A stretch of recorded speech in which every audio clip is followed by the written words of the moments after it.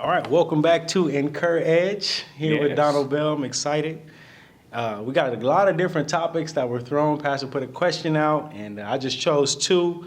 You know, I'll go ahead and say who actually asked the question. I think that would be good Yeah, too, right? cool. So we got our first topic. I'm going to go from Janelle Lynn Randall, and she asked about, let's talk about family/generational trauma, and the second part is talking about anger, and then she specifically put at God.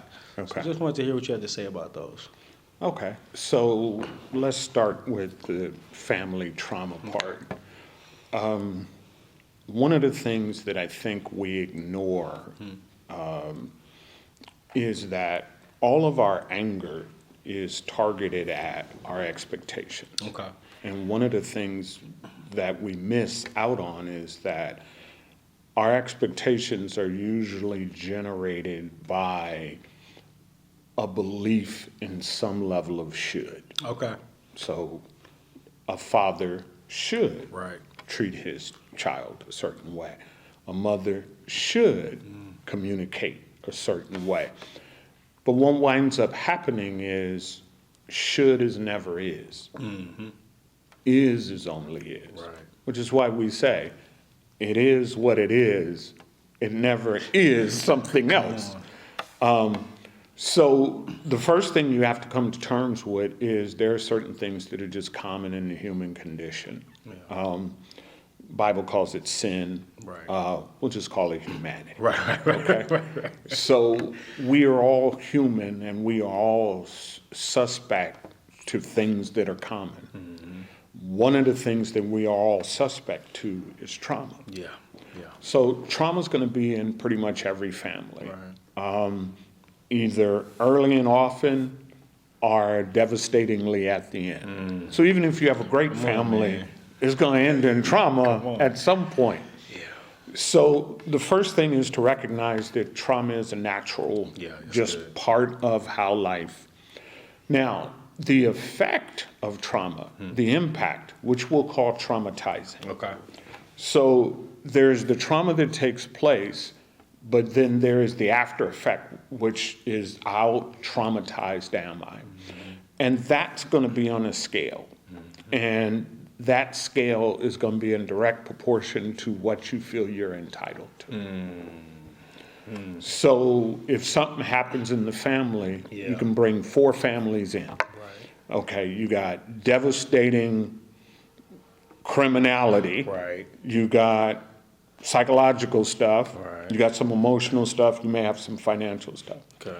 Now, as I say that, we would look at the devastating criminality and we would say, oh, more traumatized. Right. But it often doesn't work that way. It doesn't work that it's relative to the level of trauma. It's really relative to the level of story. Come on. And it depends on how you storied it. Yeah, man. And so a lot of times we narrate it in a way where we make ourselves victims and we cut out options, we cut out choices, and then we stain it with this like stain that you can't remove, like this is gonna follow me for the rest of my life. It's gonna follow you as long as you rehearse it. That's it. And again, I'm not trying to deny Right. that it happened. I'm Right. saying what really happens when you start to talk about what happened to you. So a lot of family trauma is really about stories. And one of the fascinating things that, over the years as I've talked to people is when I talk to siblings and other members of the family.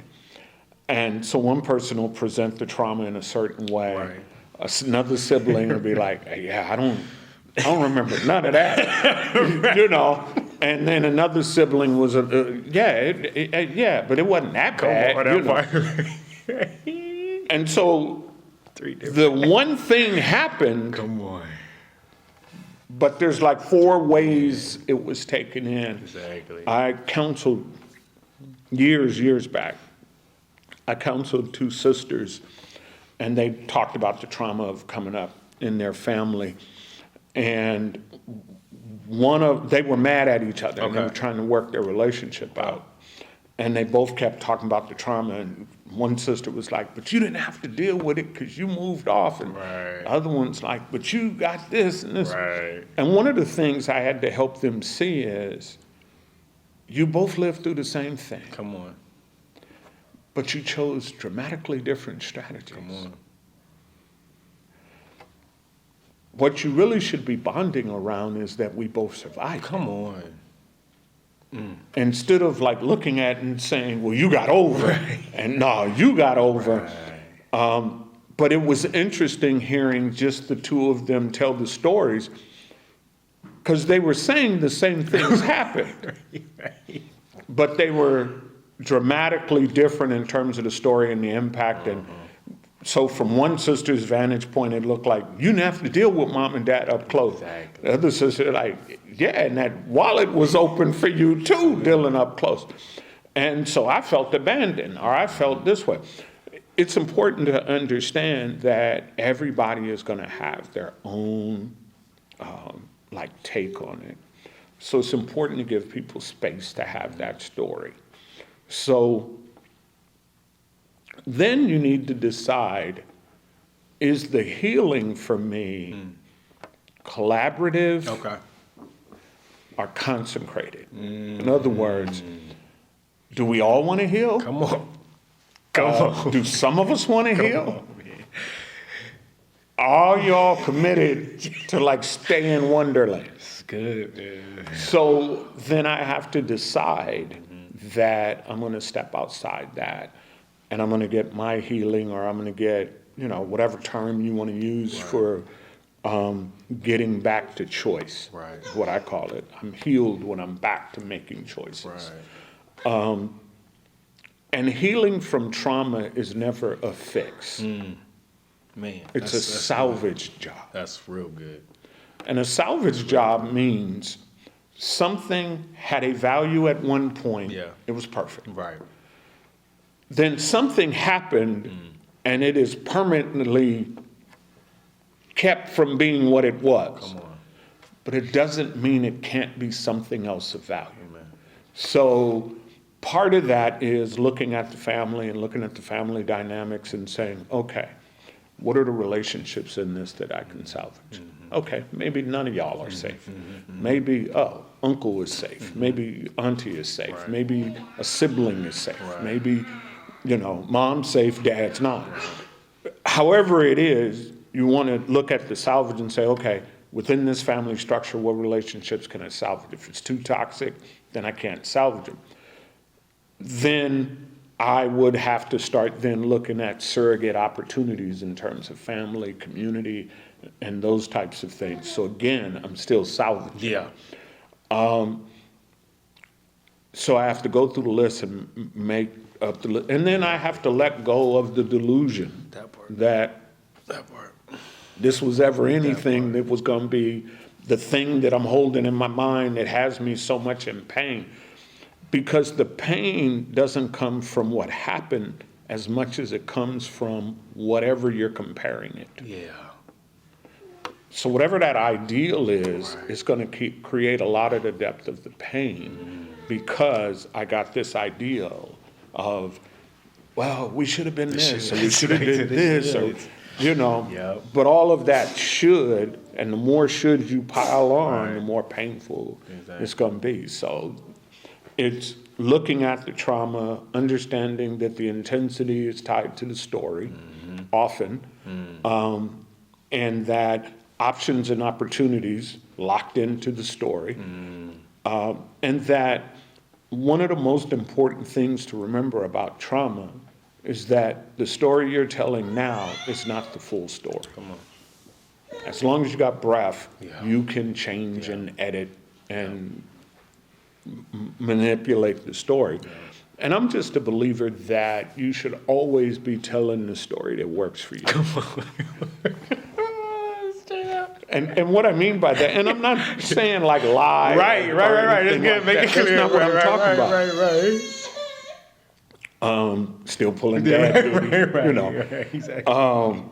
So what I mean is, stories don't occur natural in nature.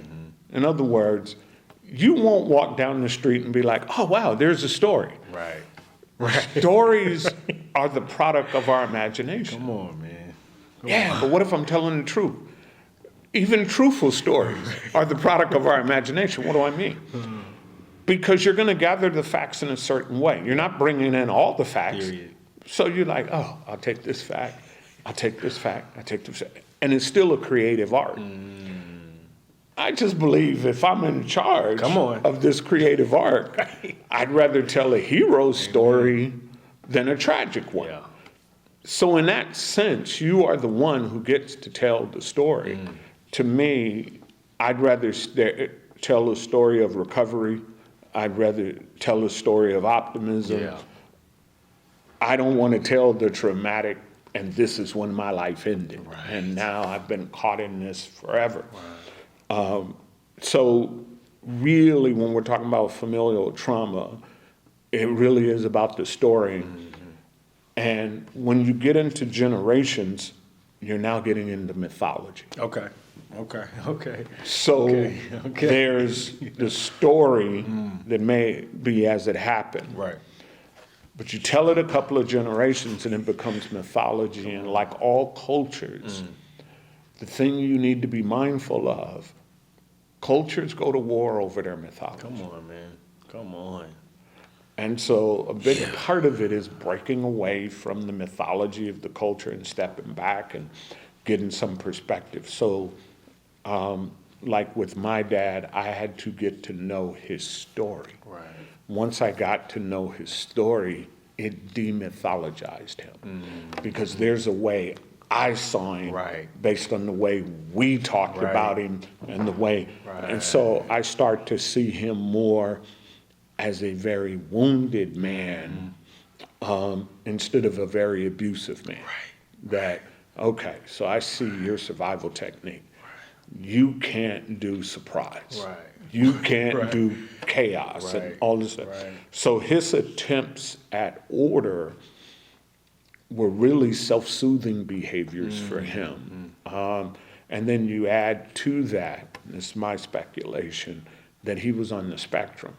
So then I start to see a different picture, like, okay, so first of all, you're in this chaotic environment and you got all this stuff going on, and then you struggle with change.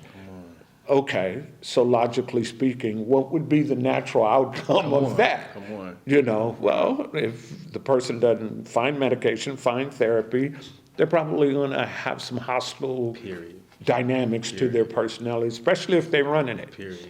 So Yeah. I began to see him different. And so I have to shift his story from being my story. And what I mean by that is a lot of times we tell the story in that way they do movies where there's the voiceover. Okay. Where the voiceover Morgan is really Freeman. telling you what's everything. It's narrating you through the whole thing. You got no control.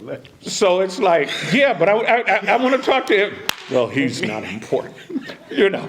And then I moved on from it. But no, I'm not done with this scene. I'd like This is to good, yeah. explore, you know, what happened there. Yeah. No, I've already told you everything you need to know. So it's about moving forward and letting other people have their stories so that really what we're dealing with in this context, and back to humanity, is how do we share our common humanity? How do we possess that collectively? And that's the challenge for families, that's the challenge for individuals. It's just with families, there's so much emotional investment, Right. so much like time. Right. And what winds up happening with the mythology is people begin to identify with it. Right. So they don't want to let it go. Right. And so in not letting it go, now there's a cost if you come along and you start wanting to do truth. Come on, man. Come on. So part of that healing is being prepared for the potential costs. Yeah. Everybody ain't taking the journey with you. Yeah. And then you just got to decide, how much do I need them? Right. and then need to adjust? Right. How much do I need to heal? Right. How authentic do I want to live? Right. And then just being prepared for not holding them accountable in a sense for what they can't be held accountable for. Yeah. And when I say that, I'm not saying, well, you just giving them free rein. Right. I'm saying recognize what you can't change. Yeah. That's good. Come to terms with people who are as committed to their personality as they have ever been. Yeah. And if that's the case, then you need to be the one deciding, because they don't have the problem with it. Right. That part. They're not the ones having the problem.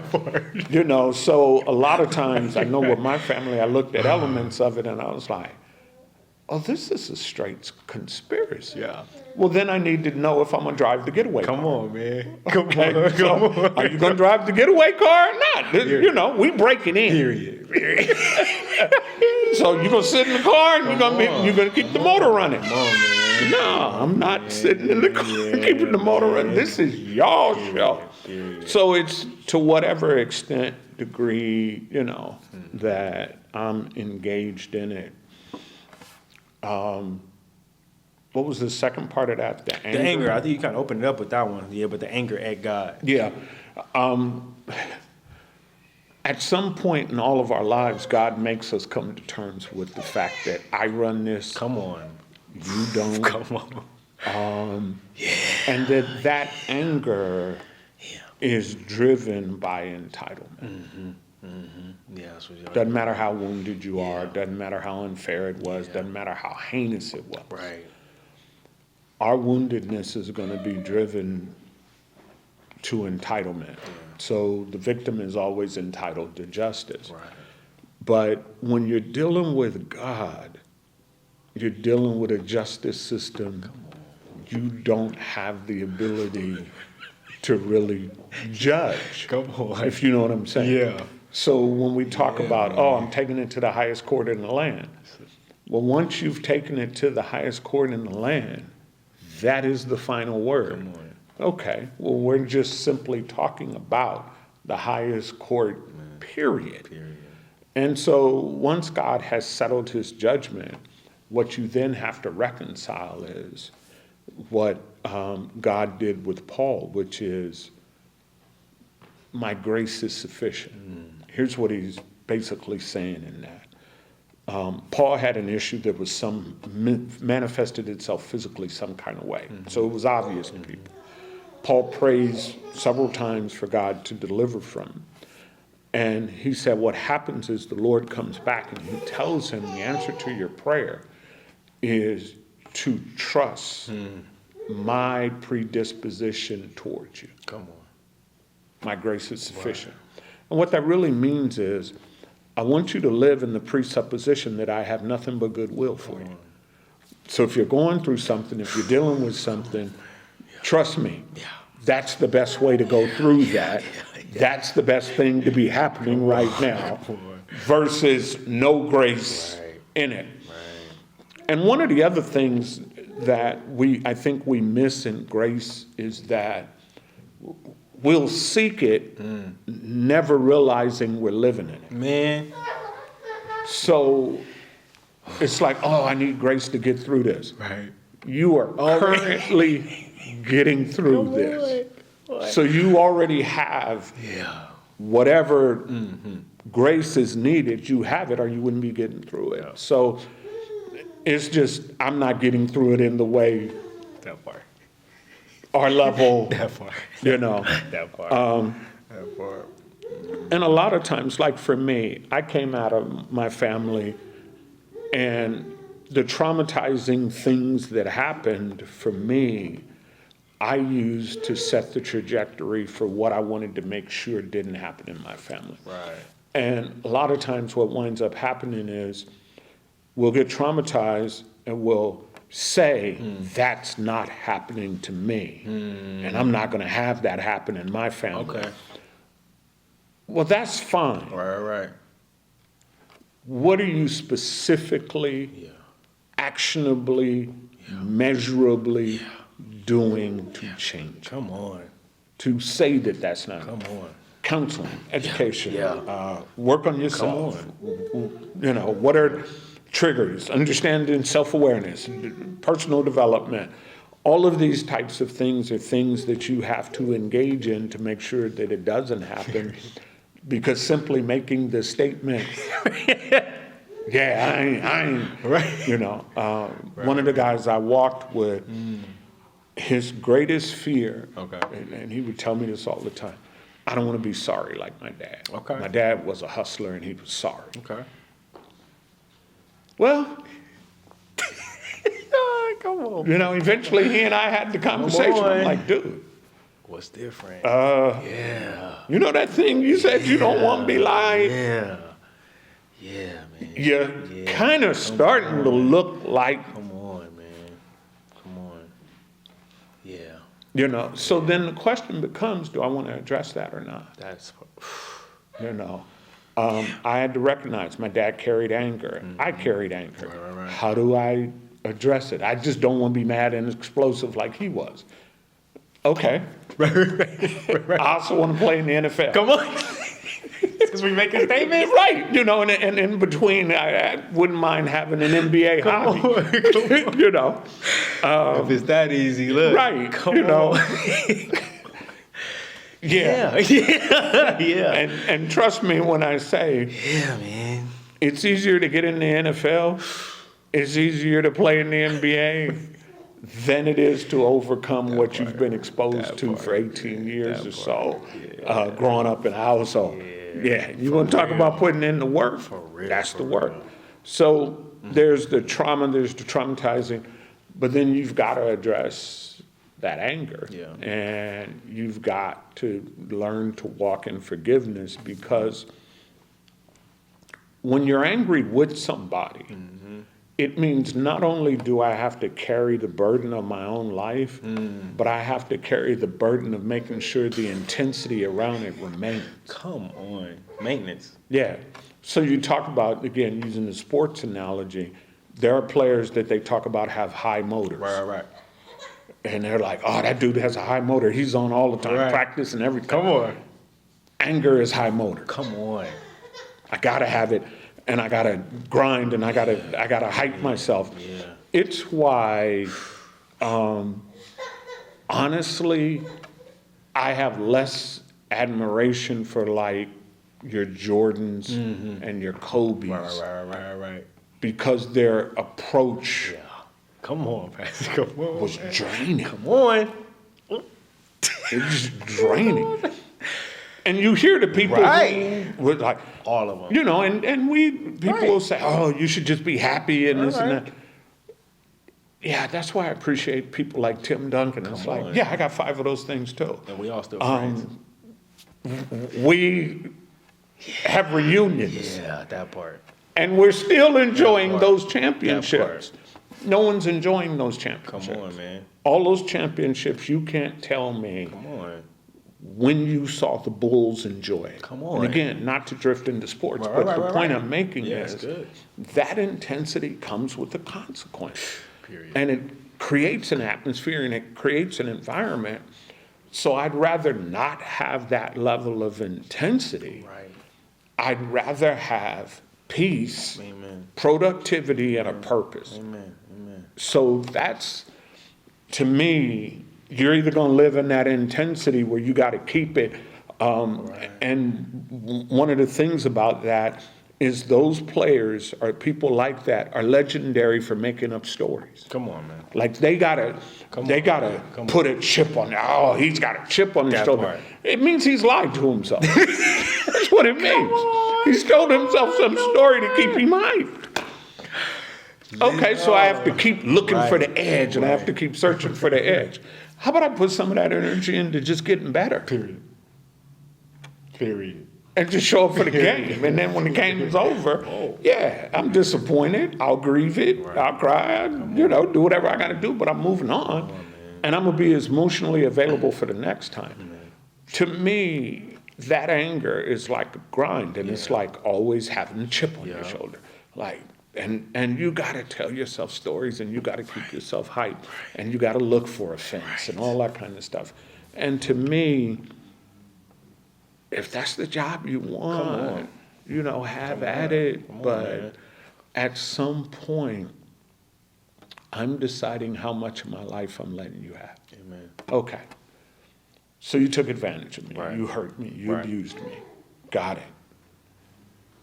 But I'm not living with you now. Come on, man. Come on. So how much of my life am I giving you? Because if I keep you in my head, and I Right. keep rehearsing and I keep staying with it, then I'm giving you more of my life. Right. I'm looking to kind of cash out and like, oh, wow, I'll take that loss. I took that L. Come on. But I'm not taking an L in my head every day. Come on. You know, and then setting up circumstances because my strategies only fit one system. I'd rather have a strategy for how my kids are going to be healthy and how they're going to turn out and how they're going to be reasonably okay. I'd rather have a strategy for solving where we are now than having a strategy for making sure what happened to me in the past is not happening to me right now. Doesn't happen again. So that's kind of, you know, I know it's kind of all over the place, but but it's on that's, point. you know. It was on point. You know, you kind of already hit on the next one, which was, let me see, let me get the name, from Solandra Wright. And she talked about, can we talk about communication skills, avoidance, consequences, and speaking the truth in love? You know? Okay. So, I mean, you kind of talked about the Yeah, personal we break development. that I already down. kind of Yeah. know. So I think you already know where we're kind of going with that. So. Yeah, so one of the things I'll say about having good communication skills, you would think it would make everything better. Like, Okay. oh, I'm gonna get good at communication, and it's just gonna make everything better. Right. As somebody who considers themselves a fairly decent Right. communicator Right. in terms of those types of things, one of the things you'll have to come to terms with is the people you often want to communicate with Okay. don't have those skills. Come on, make it plain. So, you know, even if you have them, Yeah. that doesn't necessarily mean It's getting received. we're gonna be fine. You know, because I got these skills. It's good. It's good. It's good. But it's still good to for have sure. them. For sure. So what winds up happening is, first you have to recognize the skills are for me. Okay. Good. Good. It's not I'm gonna get these skills and then our relationship's gonna be great. Start whipping Oh, magic it's out. gonna be great. Now that I'm a good communicator, I'll cover both of us. We good, man. That's not how that works. So first off, I've got to get good at communicating. Yeah. And then I have to recognize that my ability to communicate is about the life I'm trying to live and the choices I want to make. Yeah. It doesn't mean that it automatically is going to make it work with people. Right. So yeah. as good a communicator Yeah. as I am, so for example, somebody's like, oh, I love you so much. If I could just communicate this love and you really know how much I love you, we're going to be fine. Yeah, but they don't love you like Come that. on, man. And all of your communication Come on. skill ain't going to make them love Come you. on. Okay, same thing.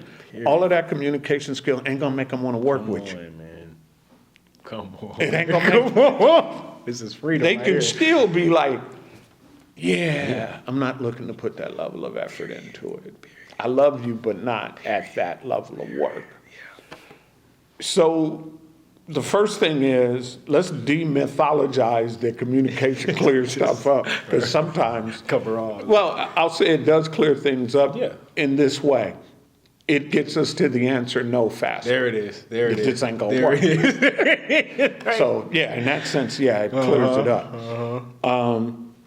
But the first thing you got to take is ownership for your communication. And what I mean by that is you will wind up as a good communicator in general, putting in more work in relationships than other people because most people, and I just say it, are communication lazy. Yeah. And they ain't looking to work hard. Yeah. And they look, so if you're a person who's like, okay, I need to develop my communication skills, know that you're doing it for yourself. For sure. That's good. That yeah, the relationship may or may not benefit from it. It just depends on what it will do, though, if you understand that, is it'll keep you healthy. Amen.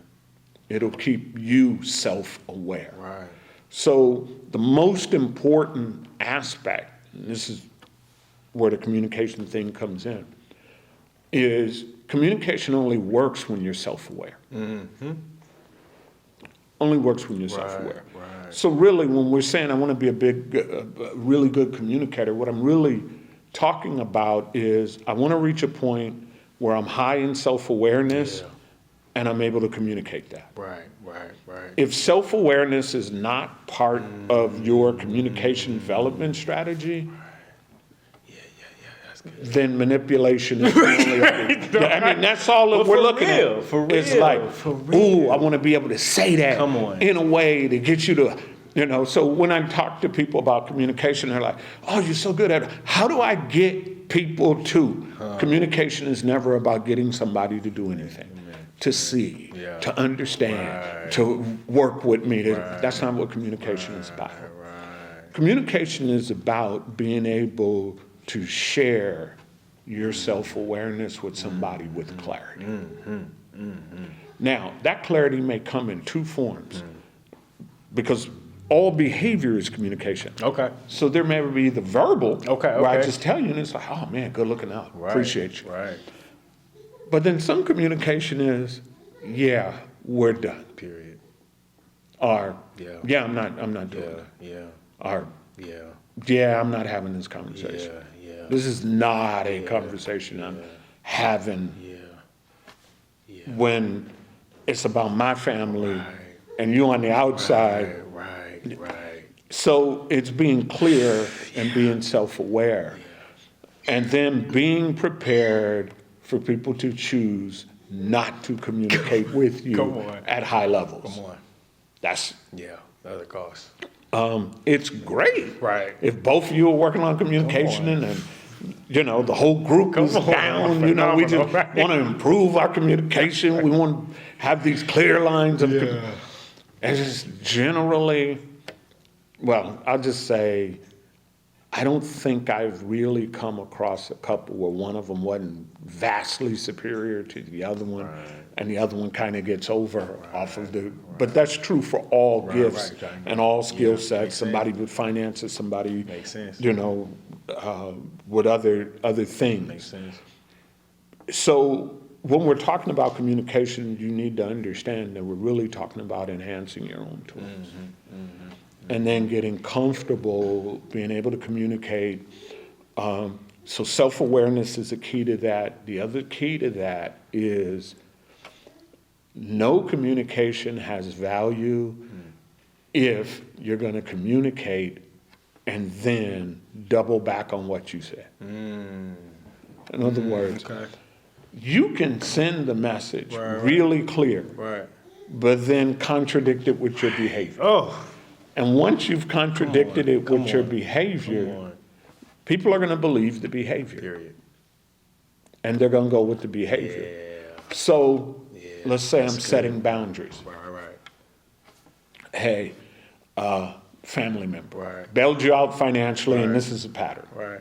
Okay, here's clear communication. Come to me. We're here. Hey, man, it happened again. I just need to hold something till this. Okay, all right.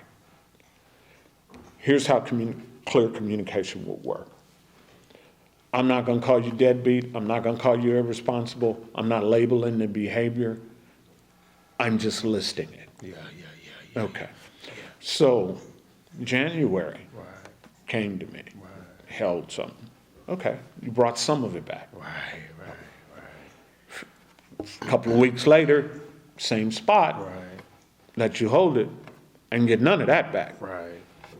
A couple of weeks later, what I'm observing is a pattern that is for me uncomfortable. Come on, man. This is so good. So I'm observing a pattern that for me is uncomfortable and unsustainable. Right. So if I'm helping you, I've got to help you in a way that works for me. This doesn't. So if you're open to having some dialogue around, yeah. okay. So we have that conversation and I'm clear and we come up with a plan and a strategy and how we're gonna work and there's some accountability in it. And again, I'm not judging you, I'm telling you the truth in love. That's what I just did. Literally. I just outlined it. Okay. So then, okay, we cool for a while. And then you come back, man, I need your help. If I just hand it over, Come on. then all that great communication Man, come is on. gone. Come on, that quick. So here's the thing. When I start to communicate, Right. here's what I need to know. So, okay, I'm back to the pattern. I'm gonna identify the pattern. You come to me, and this is a do-over. We're starting. One of the things I've got to own is, in the past, I need to apologize because I have helped you in a way that may have communicated that this is a permanent, ongoing, sustainable strategy. So I first want to apologize that I have sent a message that really emotionally has cost me. Right, man. And so I sent you the message by just helping you out that this is cool. So first let me apologize for sending that message. But moving forward, here's where we are. And again, I'm citing the pattern. I'm not labeling their behavior. And here's the other thing. When I'm setting a boundary, I'm setting a boundary on myself, not you. Period. Very clear. And here's what I mean. A lot of times we think we're setting boundaries and like, I'll give it to you, but you need to do this. You need to do this. You need to do that. Let me start by saying, Come on. any plan to change behavior on. that requires someone else's behavior to change Come on, bro. is not a plan to change behavior. Period. That part. So once I'm setting those boundaries, I'm really setting boundaries on how far I'm going to invest, engage in this. And then I need to be comfortable with how you're going to take it. Yeah. I need to be comfortable that you're going to go tell mama. Right. I need to be comfortable that you're calling everybody else about, oh, they the Christian and won't even show love and all this stuff. I just need to get comfortable with that. Come on, man. Come on. I need to, now, here's the thing that's key to this. Oh, man. If that's your pattern, like you've been, Yeah. it initially is going to feel like betrayal. Come when on. you say That's no. good. That's good. The first no's good. are going to feel like betrayal. good. It's going to be like, man, you're going to have feelings like, oh man, that was kind of cold-blooded. Right. Yeah. But trust me, the more you do it, it gets really comfortable after a while. Like, Come on. I ain't, Come on. yeah, Come on. not coming. Come on. Yeah. Yeah, not to share too much of my own family. But, we had a dynamic within our family where one of my siblings, my mom called me like, oh, I'm calling a family meeting. We didn't even do family meeting. I don't even know where that came from. Calling a family meeting. We need to work some stuff out. Okay, so I come and was like, oh, I need this amount of money from you, this amount of money from one of my other brothers, and because your brother needs help with his rent and this and that. Okay. All right. We did it. Okay. Come on. Then we had another phone call for another on. meeting. Come on. So I'm sitting in that meeting and I'm like, okay, so The first one. we did the first one. I'm doing my list. Right? What do we do? Right now, we just need to deal with this. You need to be prepared for that. Come on, man. Yeah. I Not again. yeah. Come on. Again? Because I know Period. we're postponing the inevitable. Period.